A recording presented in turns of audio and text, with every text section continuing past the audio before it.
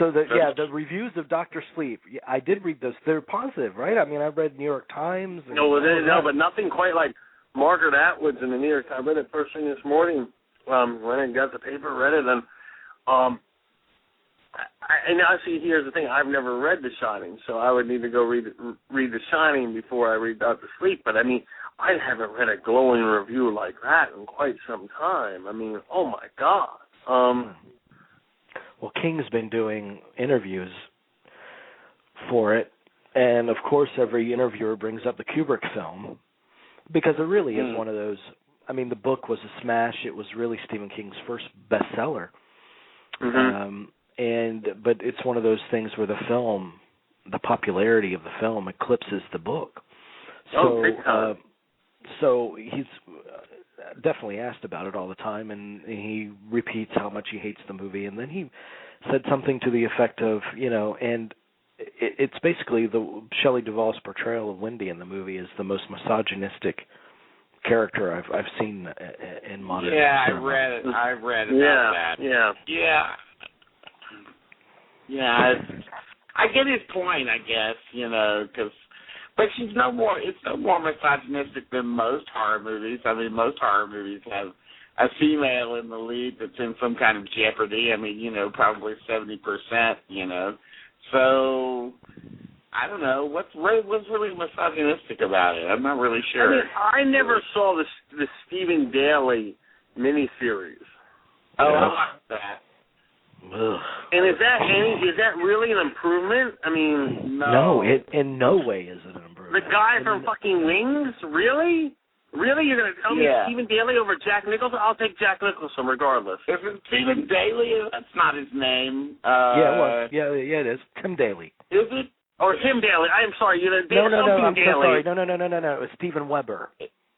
Stephen Weber, or whatever, whoever the you're doing a matchup of Tim Daly. Let me put it like this: you're really gonna tell me that this mini-series by Mick Garris? I know Mick Garris is a Stephen King, acolyte and all that, but you're really gonna tell me that's better than the Kubrick film? No, nobody's telling you that. Who's saying that? No, but Stephen King is telling me that, though. You know what I watched this week? That it's been a long time since I sat and watched anything based on a Stephen King movie for the first time. I said, it's here. I'll watch it. I feel like watching something stupid. And boy, was it dumb. I watched The Langoliers. Oh, God. Really? You wasted your precious time with that? I was I'll just watch anything, I was just in one of those moods. I just wanted to watch something stupid. So Lifeboat was on today. Lifeboat was on. You could have watched that.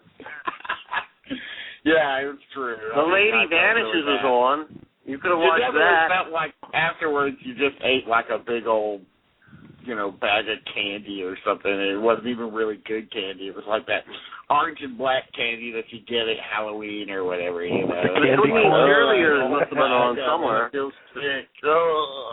But that got the Stephen King stamp of approval because, he was in it in a cameo and everything. So he thought that was great, That guy has no taste in movies whatsoever, I'm sorry to say.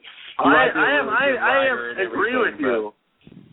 I have to agree with you that reading his articles when I was a subscriber to Entertainment Weekly, some of the stuff I would be like, dude, I mean, you're a great wordsmith and all that, but just shut up. I mean, you just want to tell him shut up. There is something that's happened with him though, and it's reflected in that glowing New York Times review that you were talking about. Because he used to be critically blasted, and part of it was the genre that he worked in. Part of it was the fact that he was so incredibly popular. And another part of it was that he wasn't pretentious in his writing. I mean, he wrote about, the people that hang out in bars and that scratch themselves and, normal people. There was no pretension there. But the critical thinking about his work has really turned around. Oh, big time. I mean, you would get a front page. 20 years ago, I wouldn't think that he'd get a front page on the New York Times book review. But the last decade has been very kind to him. Also, let me say that his book on writing, his book on the actual craft of writing, is one of the best books I've ever read. I mean, that's probably my favorite Stephen King book. I think that's an incredible how-to book. Incredible. Just incredible. See, I've always liked Stephen King. There came a time when, I used to read him a lot, so I read all of his early famous novels. Right. And I like his book on the horror genre, which is Dance Macabre. I think that's really good. I like that book. Yeah, and then there came a time when his stuff just got too weird. Like, I was with it for a while, and then it got so out there, I said, this book has lost me. That was book after book after book. So maybe I was interested in reading his Kennedy thing, the 11/22/63 book, but I never got around to it. But, so I've never had a problem with him.